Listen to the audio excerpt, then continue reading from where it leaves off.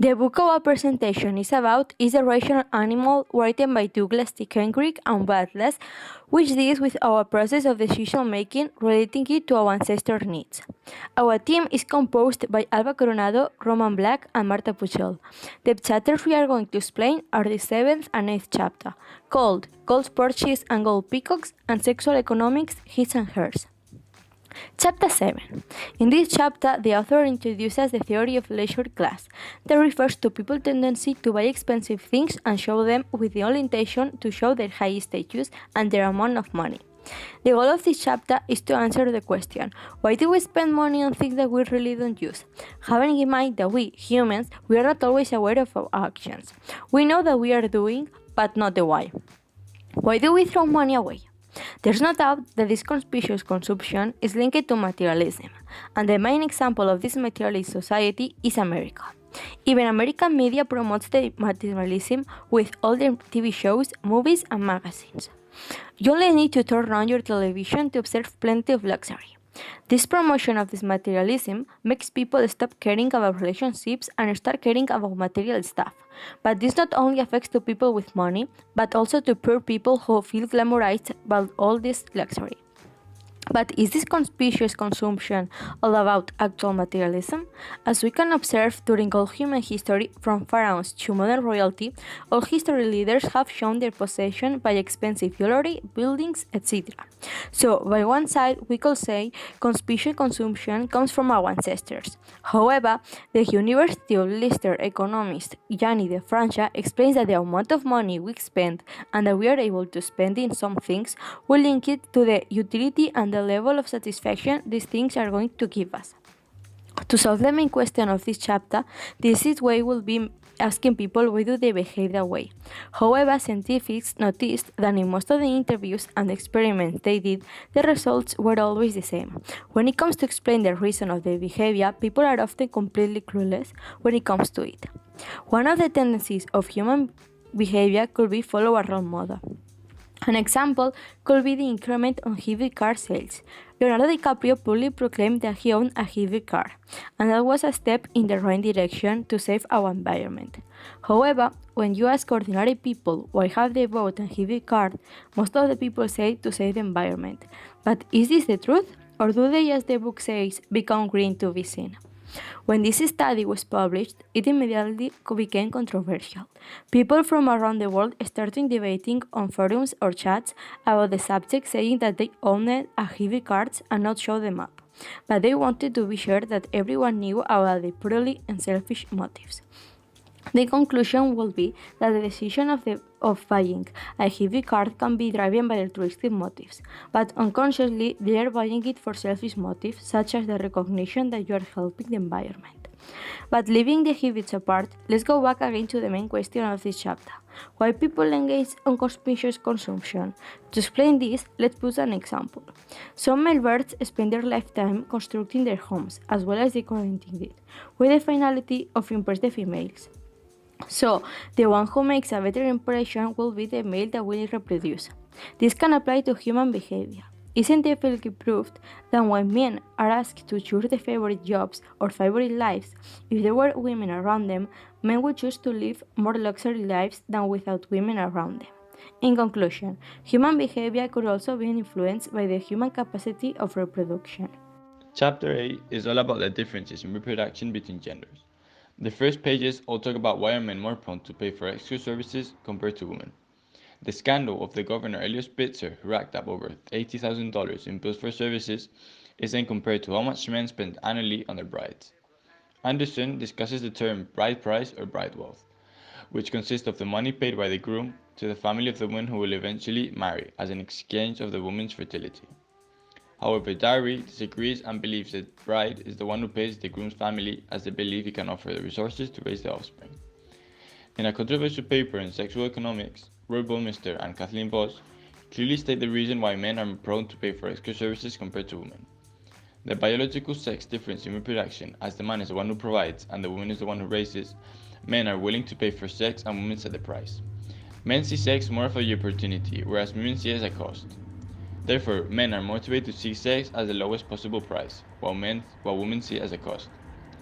An add to power experiment easily conveyed what this article was saying. Doug and his colleagues asked college students what their minimum requirement for a one-night stand was for. The requirements were pretty low for men, less than average IQ, but for women it was a standard that they wanted an at least average IQ.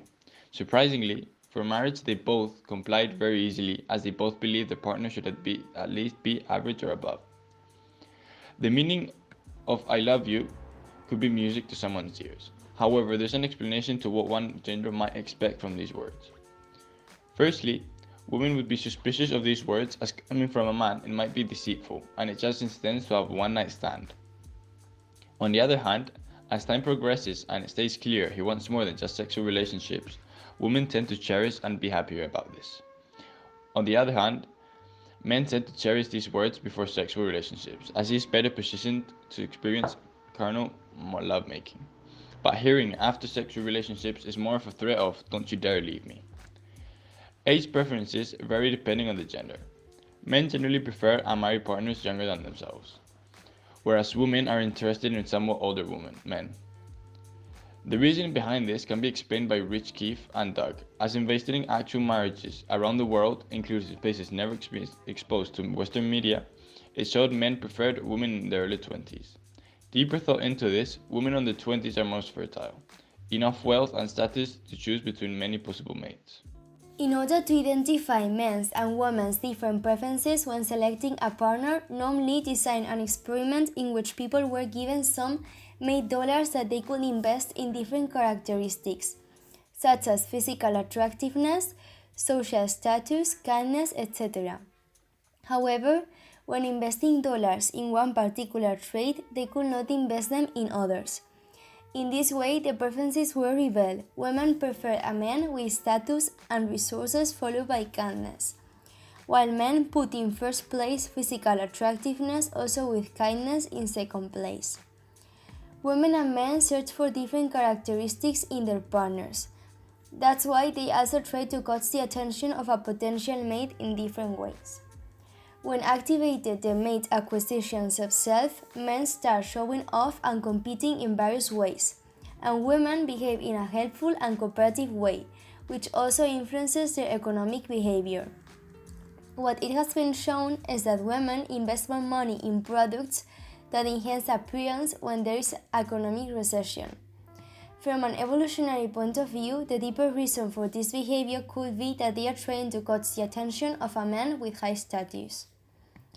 Another difference between genders also appears when asking the following question: What would make you more upset? Your partner falls in love with and forms a deep emotional attachment to the other person? Your partner has sexual intercourse one night with that other person? David Bass and his colleagues found that 80% of women would be more upset when finding that her partner has formed an emotional attachment with another person. For men, the results were inverse. How could this reaction be explained in an evolutionary way? The worst that could happen for a man is having realized that his genes maybe have not been passed into the next generation if the woman has had a sexual relationship with another man. However, for a woman, the worst situation would be that losing the protection of her partner if he has an emotional attachment with another person. Regardless of the different strategies that women and men use, there is also an external factor that influences sexual behavior, like it is stated in the book Too Many Women by Marcia Gutentag and Paul Secor. This factor is the ratio of adult men to women in a particular geographical location. Hypothetically, when there are more women than men, there is more promiscuity and people get married later. On the other hand, when there are more men than women, men are more keen on commitment and people marry early. 2 studies were carried out in this direction. In the first one, college students were shown images in which there were more women than men. The other group saw images where there was a majority of men.